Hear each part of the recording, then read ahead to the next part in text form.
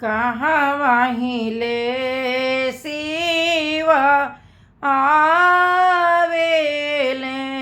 धजवा उड़त आवे। कहाँ वाहिले शिव आवेले धजवा उड़त आवे। कवन बाबू दुवरवा भइले ठाड़त डमरू बजावेले।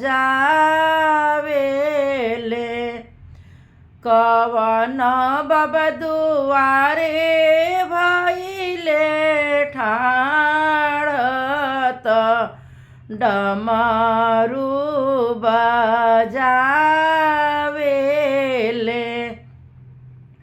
ब्रह्मपुर से शिव आवेले धजवा उड़त आवे। ब्रह्मपुर से शिव आवेले धजवा उड़त आवे। अपन बाबा दुआरे भइले ठाड़त डमरू बजावेले। अपन चाचा दुआरे भइले ठाड़त डमरू बजावेले। कवन भैया दुआरे भइले ठाड़त डमरू बजावेले।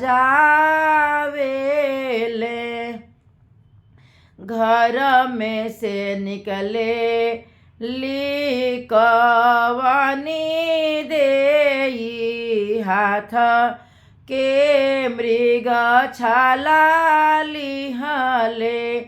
घर में से निकले ली अपनी अम्मा हाथ मृग छाला लिहले।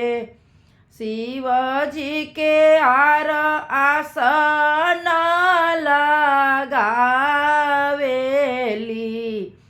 आरती उतारेली।